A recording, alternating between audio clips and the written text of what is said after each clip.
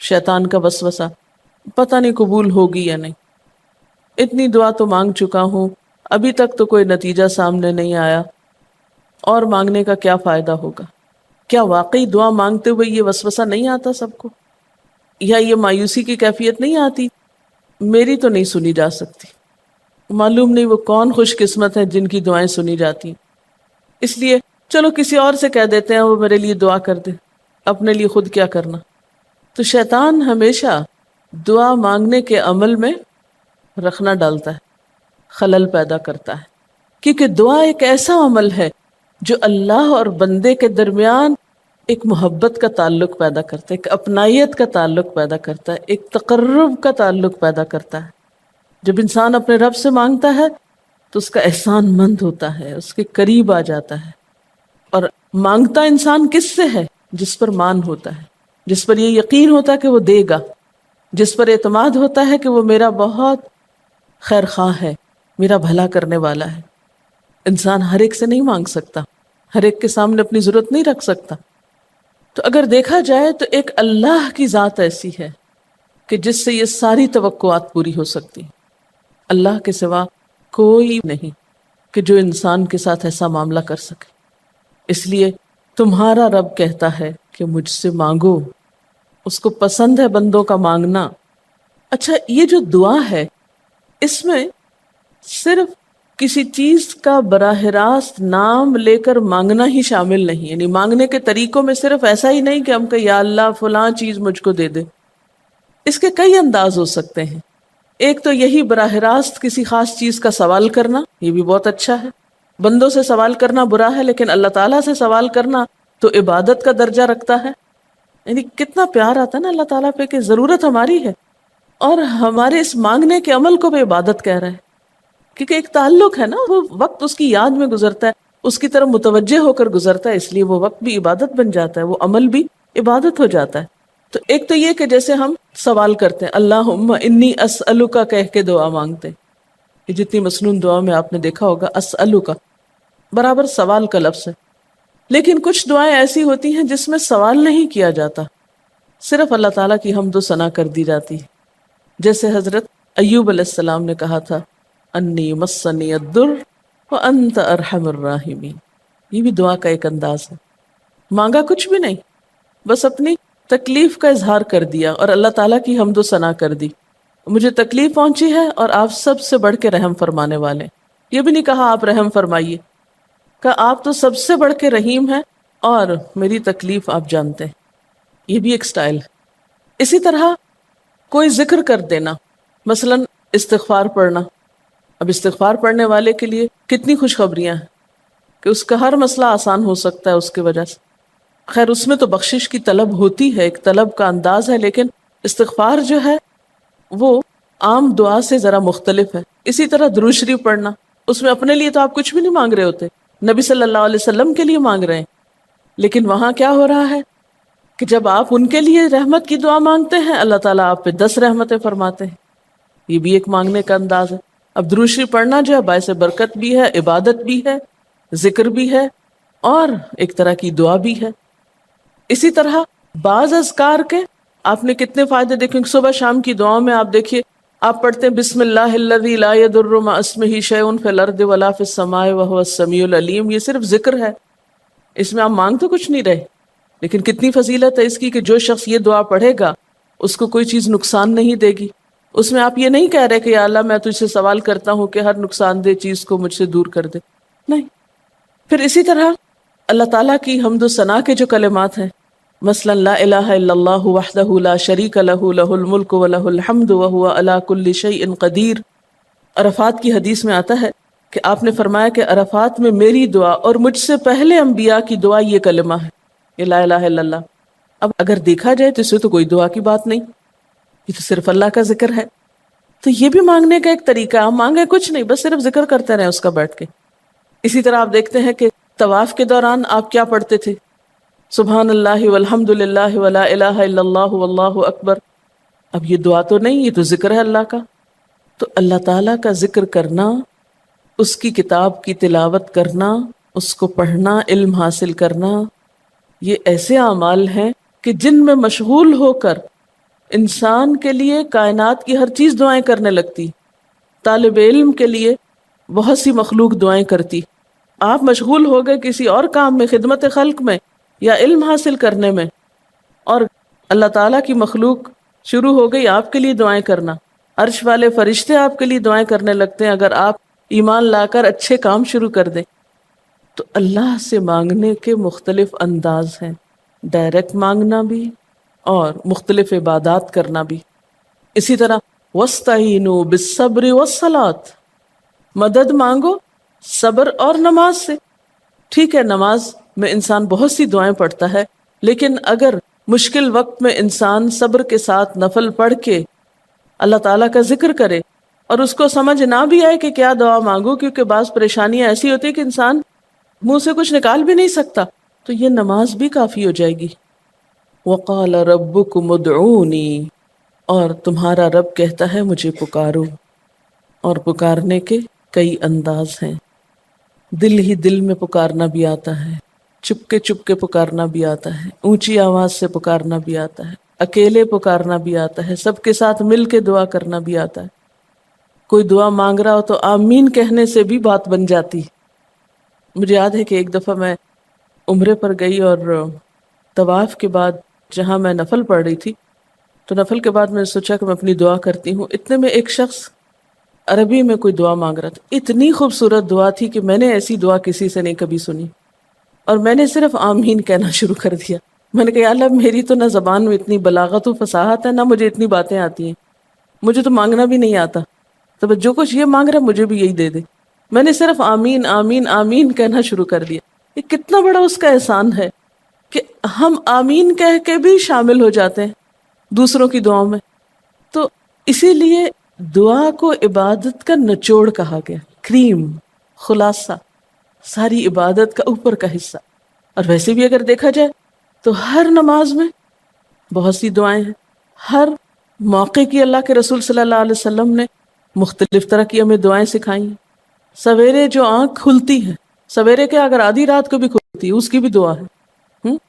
اس وقت سے لے کر کوئی کام ایسا نہیں دین کا یا دنیا کا، اچھا یا برا، جس کے لیے کوئی نہ کوئی دعا نہ موجود ہو. یعنی اتنا خوبصورت عمل ہے دعا مانگنا کہ جس کے لیے کسی خاص چیز کی قید بھی نہیں کہ کہیں بند کے بیٹھو تو ہی مانگو، کہیں پہنچو تو مانگو. نہیں، کہیں بھی مانگو، دن کو مانگو یا رات کو مانگو، کھڑے ہو کے مانگو یا بیٹھ کے مانگو، چلتے پھرتے مانگو یا چپ کے مانگو، منہ سے بولو بھی نہیں اور دل ہی دل میں مانگو تو بھی وہ سن لیتا ہے. کسی بھی طرح مانگ سکتے ہو، کہیں بھی مانگ سکتے، کچھ بھی مانگ سکتے ہو. اس لیے وَقَالَ رَبُّكُمُ ادْعُونِي أَسْتَجِبْ لَكُمْ، تمہارا رب کہتا ہے مجھ سے مانگو، میں تمہاری دعا قبول کروں گا.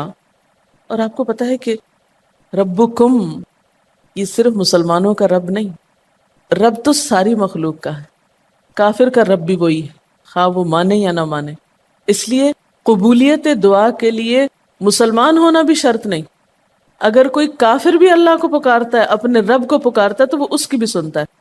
اور خصوصاً اگر وہ مظلوم ہو، کسی نے اس پہ ظلم کیا ہو، تو وہ فریاد فوراً اوپر پہنچتی ہے، خواہ وہ مسلمان نہ بھی ہو.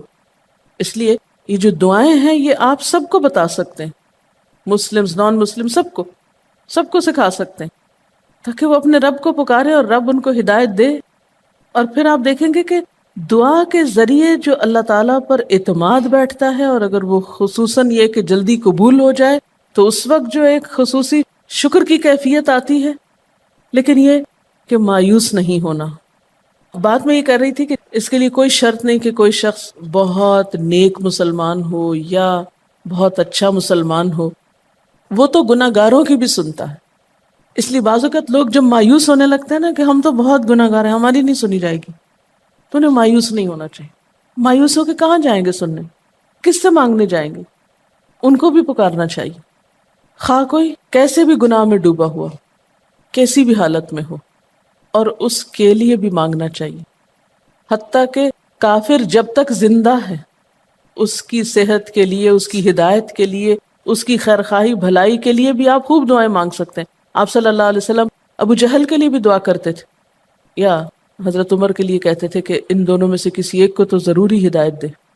تو دعا ہر حال میں فائدہ دیتی، ان مصیبتوں میں بھی فائدہ دیتی ہے جو اتر چکی ہیں، ان میں بھی دیتی ہے جو نہیں اتری. دعا تو ابلیس کی بھی قبول ہوئی تھی، اس نے قیامت تک زندگی کی دعا مانگی تھی، اس کی بھی قبول کر لی گئی. اس نے کہا تھا قال انظرنی الی یوم یبعثون، قیامت تک کے لیے مجھے مہلت دے کہ میں انسانوں کو بھٹکا سکوں. تو اللہ تعالیٰ نے کہا جاؤ، تمہیں مہلت دی گئی. اس لیے یہ خیال تو اپنے دل سے سب نکال دیں کہ ہماری دعا نہیں قبول ہوتی، سب کی ہو سکتی. شرط یہ ہے کہ آپ واقعی دعا مانگ رہے ہوں. ہاں، جو غافل دل سے مانگے اس کی نہیں قبول ہوتی، کیونکہ وہ مانگ نہیں رہا، وہ تو بس صرف ایک فرض پورا کر رہا ہے. وہ بظاہر دیکھنے میں مانگنے کا عمل نظر آ رہا ہے لیکن حقیقت میں مانگ نہیں رہا. تو حدیث میں آتا ہے کہ اللہ تعالیٰ غافل دل کی دعا نہیں قبول کرتا.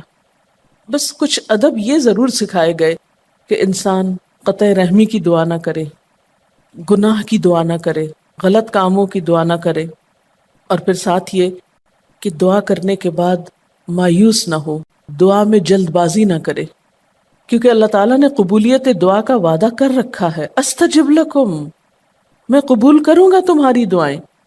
ہاں یہ ضرور ہے کہ قبولیت کی شکلیں مختلف ہوتی ہیں. بعض اوقات تو انسان کو بالکل وہی مل جاتا ہے جو وہ چاہتا ہے، بعض اوقات وہ نہیں ملتا جو وہ چاہتا ہے، بلکہ وہ دے دیا جاتا ہے جو اس کو زیادہ ضرورت ہوتا ہے.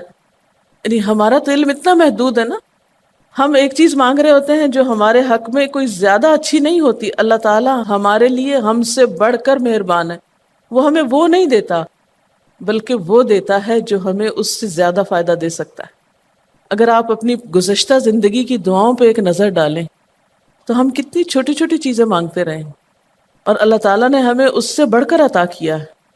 ہم سب کو جو اللہ تعالیٰ نے دین کی سمجھ دی یا دین کو سیکھنے کا شوق دیا، ضروری نہیں کہ ہم سب نے یہ مانگا ہی ہو کہ اللہ تو ہمیں موقع دینا اپنے دین کو سیکھنے کے لیے، سکھانے کے لیے.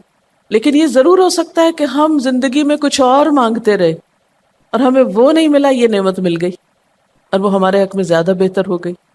اور یہ ہو سکتا تھا کہ ہمیں وہ چیز مل جاتی اور آج ہم اس چھوٹی سی چیز کو لے کر اس کا شوق بھی پورا کر چکے ہوتے، اس کی ساری اٹریکشن ختم ہو چکی ہوتی، کیونکہ دنیا کی کوئی چیز ایسی نہیں جس کی اٹریکشن ختم نہ ہو جائے یا جس کی ویلیو گھٹ نہ جائے، جو پرانی نہ ہو جائے. لیکن قرآن کا علم ایک ایسا علم ہے جو ہر دم نیا لگتا ہے، ہر دم زندگی دیتا ہے، خوشی دیتا ہے، سکون دیتا ہے، ایک راحت ملتی ہے. یہ پرانا نہیں ہوتا. پھر اسی طرح یہ بھی ہوتا ہے کہ بعض اوقات انسان کی کوئی آفت ٹال دی جاتی. آپ مانگ رہے ہیں رزق، تو وہ رزق میں برکت تو نہیں ہوتی مثلا، لیکن کوئی بیماری آپ سے ٹال دی جاتی کہ خدا نہ خواستہ آپ کو اگر مال مل بھی جائے اور ایسی بیماری لگ جائے کہ سارا مال اس میں ڈوب جائے، تو مال بھی گیا اور تکلیف الگ. تو اللہ تعالیٰ اپنی رحمت سے آپ کو زیادہ مال تو نہیں دیتے، مگر وہ بہت بڑی بلا سے محفوظ رکھتے ہیں، کسی حادثے سے بچا لیتے ہیں، کسی ایسی پریشانی سے بچا لیتے ہیں کہ جس میں آپ کا سب کچھ ہی کھپ جاتا. کیونکہ ہمارے پاس کوئی رائٹ تو نہیں ہے، ہم کو ڈیزرو تو نہیں کرتے کہ ہر وقت ہم امن و امان میں رہیں. ہمارے اپنے گناہوں کی بدولت، کئی بیرونی اسباب کی بدولت کوئی مشکل، کوئی حادثہ، کوئی مصیبت کسی بھی وقت آ سکتی جو دنیا میں مختلف لوگوں پر آتی رہتی. ہم ہر امن ڈیزرو تھوڑی کرتے ہیں، یہ تو اللہ کی عنایت اور رحمت اور نعمت ہے کہ وہ جو ہمیں دیے ہوئے یہ. اور یہ عین ممکن ہے کہ ہم کوئی اور دعا مانگتے ہوں اور اللہ تعالیٰ اس کی بجائے ہمیں عافیت میں رکھے ہوئے ہو، ایک پرسکون زندگی دیے ہوئے ہیں ہمیں، کہ ہمارے ہاتھ پاؤں سلامت ہیں، ہم بول سکتے ہیں، ہم دیکھ سکتے ہیں، ہم کھا پی سکتے ہیں، ہم چل پھر سکتے ہیں، ہم کسی کے محتاج نہیں ہیں. کتنا بڑا احسان ہے اس کا. اس لیے اگر کوئی دعا وقتی طور پر بعینہ ہی قبول نہیں ہوتی، بعینہ ہی کا کیا مطلب ہے؟ ایز اٹ از، جس طرح ہم چاہتے ہیں، تو بھی کوئی بات نہیں، صبر کرنا چاہیے. لیکن یہ نہیں سوچنا چاہیے کہ نہیں اللہ تعالیٰ دعا نہیں سنتا. ایک اور جگہ پر بھی فرمایا وَإِذَا سَأَلَكَ عِبَادِي عَنِّي فَإِنِّي قَرِيبٌ أُجِيبُ دَعْوَةَ الدَّاعِ إِذَا دَعَانِ فَلْيَسْتَجِيبُوا لِي وَلْيُؤْمِنُوا بِي لَعَلَّهُمْ يَرْشُدُونَ. جب میرے بندے آپ سے میرے بارے میں سوال کریں تو آپ بتا دیجئے کہ میں قریب ہوں، بہت قریب ہوں. اجیب دعوت الداعی، میں پکارنے والے کی پکار کا جواب دیتا ہوں. استجب لکم، قبول کرتا ہوں. یہ ایسے دل کے بہلانے کے لیے نہیں کہا گیا، یہ حقیقت ہے، یہ سچ ہے، اس پر ہمارا ایمان اور یقین ہونا چاہیے پختہ، اور اس کو چھوڑ کر اوروں کے پاس نہیں جانا چاہیے، کسی اور سے نہیں مانگنا چاہیے، صرف اسی سے مانگنا چاہیے، کیونکہ یہ عبادت بھی ہے اور پھر وہ ہر چیز دینے کے قابل بھی ہے، اس کی قدرت، اس کا علم، اس کی رحمت ہر چیز پہ چھائی ہوئی ہے، اس لیے اس سے مانگتے چلے جاؤ، اور پھر کبھی ایک انداز سے، کبھی دوسرے انداز سے، کبھی تیسرے انداز سے، لیکن اس سے ہمیشہ اچھی امید رکھو، لا تقنطوا من رحمت اللہ۔ لیکن اس کے ساتھ ساتھ ہمیں کچھ فارمل آداب بھی سکھائے گئے ہیں، ایٹ ٹائمز ان کا بھی لحاظ رکھنا چاہیے، یعنی ہر وقت دعا مانگنے کے لیے فارمل انداز اختیار کرنے کی ضرورت نہیں ہے۔ مثلا صبح شام کے اذکار ہیں، چلتے پھرتے آپ پڑھ سکتے ہیں، اب مثلا باتھ روم میں داخل ہونے کی دعا ہے تو اب آپ پہلے سے تسبیح اور درود شریف تو نہیں اس کے پڑھیں گے، یا نکل کے وہ ساری فارمیلٹیز تو نہیں پوری کریں گے جو دعا کے اول آخر کی جاتی ہیں عموماً جب فارمل دعا مانگی جاتی۔ تو ایٹ ٹائمز آپ بس ڈائریکٹ دعا مانگ لیں، ایٹ ٹائمز آپ پوری فارمیلٹیز کے ساتھ مانگ لیں، اور اس میں آپ دیکھیے کہ فارمل دعا مانگنے کا طریقہ کیا ہے کہ اللہ تعالیٰ کی حمد و ثنا سے شروع کیا جائے، نبی صلی اللہ علیہ وسلم پر درود بھیجا جائے، پھر اسی طرح یہ ہے کہ دعا میں عاجزی ہونی چاہیے، مانگنے کا انداز غالب ہونا چاہیے، شعر کے انداز میں چیخ چلا کے دعا نہیں مانگنی چاہیے، یا تقریر کے انداز میں دعا نہیں مانگنی چاہیے، امید اور خوف کے درمیان اعتدال کے ساتھ، پھر اسی طرح یہ کہ دعا میں مبالغہ آرائی نہیں کرنی چاہیے، پھر اسی طرح کچھ چیزیں ایسی ہیں کہ جن کا اگر اہتمام کبھی ہو سکے، کبھی کبھار تو بہت اچھا ہے، اور خصوصی جو قبولیت کے اوقات ہیں ان کا لحاظ رکھتے ہوئے ان مواقع سے فائدہ اٹھانا چاہیے، مثلا رات کے تیسرے حصے میں یعنی سحر کے وقت، پھر اسی طرح اذان اور اقامت کے درمیان، صف میں کھڑے ہو کر، صدقہ کرنے کے بعد، کوئی بھی نیکی کا کام کرنے کے بعد، عصر کی آخری گھڑی میں، جمعے کے دن ایک خاص گھڑی میں، سجدے میں دعا، رات کو آنکھ کھل جانے پہ دعا، امر بالمعروف اور نہی عن المنکر کے بعد دعا، تلاوت قرآن کے بعد دعا، عرفہ کے دن کی دعا، رمضان کے مہینے میں خصوصاً روزہ افطار کرتے وقت دعا، پھر عادل امام کی دعا، مسافر کی دعا، بارش کے وقت کی جانے والی دعا، یہ خاص قبولیت کے اوقات اور اسباب ہیں، پھر التحیات اور درود شریف کے بعد کی جو دعا ہے جو ہم بیٹھ کے نماز کے آخر میں پڑھتے ہیں، یہ بھی صرف رب جعلنی تک ہی نہیں بلکہ اس سے زیادہ دعائیں بھی ہیں۔ پھر اسی طرح جب اللہ تعالیٰ پر بہت پیار آ رہا ہو، بہت دل اس کی طرف متوجہ ہو، کیونکہ اللہ تعالیٰ غافل دل کی دعا نہیں سنتے، تو جب دل بہت متوجہ ہو تو فوراً دعا کے بھی فائدہ اٹھا لیں۔ اسی طرح اضطراری کیفیت میں، بہت بے چینی کے وقت، جب کچھ سمجھ میں نہ آ رہا ہو، بیماری کے وقت، پھر اسی طرح سفر کے وقت، پھر اولاد کی دعا ماں باپ کے لیے، ماں باپ کی دعا اولاد کے لیے، استاد کی دعا شاگردوں کے لیے، شاگردوں کی دعا استاد کے لیے، اور جب دعا مانگے تو انداز کیا ربنا اغفر لی ولوالدی وللمؤمنین، اپنی ذات سے شروع کر کے والدین یا قریبی لوگوں کے بعد پھر سب کے لیے عام دعا، پھر اسی طرح وضو کے بعد کی دعا، کعبہ کو دیکھتے وقت جب پہلی نظر سے دیکھیں، پھر حتیم کے اندر، پھر سعی اور طواف کرتے وقت دعائیں پڑھنا، پھر مزدلفہ میں۔ لیکن یاد رکھیے کہ ان قبولیت کے خاص مواقع اور مقامات کے علاوہ دعا تو کسی بھی وقت کی جا سکتی اور کوئی بھی گھڑی قبولیت کی گھڑی ہو سکتی، اس لیے ہمیشہ دعا مانگتے وقت یہ یقین رکھیں کہ اللہ تعالیٰ قبول کرے گا، مایوسی کے ساتھ دعا نہ ہو، کیونکہ جتنی ہماری دعا کے اندر یقین کی کیفیت ہوگی اتنا ہی انشاءاللہ قبولیت کے چانسز زیادہ ہوں گے۔ یعنی عزم کے ساتھ دعا مانگنی چاہیے، یہ نہیں کہنا چاہیے یا اللہ تو چاہے تو قبول کر، نہیں چاہتا تو نہ کر، یہ نہیں کہنا چاہیے کبھی بھی، نہیں یا اللہ تو کر سکتا ہے تو قبول فرما۔ پھر اسی طرح آپ دیکھیں کہ مظلوم کی بد دعا جو ہے وہ بہت تیزی سے قبول ہوتی، کہتے ہیں نا مظلوم کی بد دعا سے بچو کیونکہ وہ کہاں جا پہنچتی ہے؟ ساتویں آسمان تک۔ اور پھر آپ دیکھیے کہ نبی صلی اللہ علیہ وسلم نے فرمایا لا يرد القضاء الا الدعاء، قضاء کو کوئی چیز نہیں ٹال سکتی مگر دعا، یعنی تقدیر بھی بدل دیتی۔ آپ صلی اللہ علیہ وسلم نے فرمایا آدمی جب کبھی اللہ سے دعا مانگتا ہے اللہ تعالیٰ اسے یا تو وہی چیز دے دیتا ہے جس کی اس نے دعا کی تھی، یا اس درجے کی کوئی بلا آنے پہ اس سے روک دیتا ہے۔ آپ صلی اللہ علیہ وسلم نے فرمایا بندے کی دعا قبول کی جاتی ہے بشرطے کہ وہ کسی گناہ کی یا قطع رحمی کی دعا نہ کرے اور جلد بازی سے کام نہ لے۔ عرض کیا گیا جلد بازی کیا ہے یا رسول اللہ؟ فرمایا جلد بازی یہ ہے کہ آدمی کہے میں نے بہت دعا کی مگر میں دیکھتا ہوں کہ میری دعا قبول ہی نہیں ہوتی، اور یہ کہہ کر آدمی تھک جائے اور دعا مانگنی چھوڑ دے۔ نہیں، دعا سے کبھی نہ تھکے، اس لیے کہ اللہ کی نگاہ میں دعا سے بڑھ کر کوئی چیز باوقت نہیں۔ لیس شیء اکرم علی اللہ من الدعاء۔ اور پھر خصوصاً اللہ کا فضل مانگنا، قرآن پاک میں بھی اللہ تعالیٰ فرماتے ہیں وَاسْأَلُوا اللَّهَ مِنْ فَضْلِهِ، اللہ سے اس کے فضل کا سوال کرو۔ پھر اسی طرح عافیت کی دعا کہ اللہ تعالیٰ ہر حادثے مصیبت تکلیف پریشانی سے بچا کر رکھے، یہ دعا بھی بہت پسندیدہ ہے اللہ تعالیٰ کے نزدیک۔ آپ صلی اللہ علیہ وسلم نے فرمایا دعا ہر حال میں فائدہ دیتی ہے، ان بلاؤں کے معاملے میں جو نازل ہو چکی اور ان کے معاملے میں جو نازل نہیں ہوئی، بس اے بندگان خدا تم ضرور دعا مانگا کرو۔ اور پھر آخری بات کہ تم میں سے ہر شخص کو اپنی ہر حاجت اپنے رب سے مانگنی چاہیے، حتیٰ کہ اگر جوتی کا تسمہ بھی ٹوٹ جائے تو بھی اللہ تعالیٰ سے دعا کرے، یعنی چھوٹی چھوٹی چیزوں میں بھی جب ضرورت پیش آئے تو اللہ کی طرف رجوع کرے۔ وَقَالَ رَبُّكُمُ ادْعُونِي أَسْتَجِبْ لَكُمْ، اور تمہارا رب کہتا ہے کہ مجھے پکارو، مجھ سے مانگو، میں تمہاری دعا قبول کروں گا۔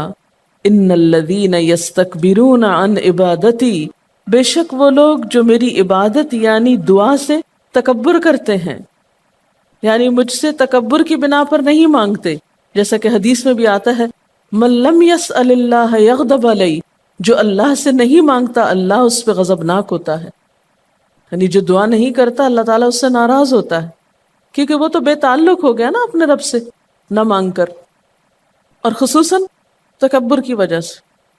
ایسے لوگوں کی جزا کیا ہے؟ سَيَدْخُلُونَ جَهَنَّمَ دَاخِرِينَ،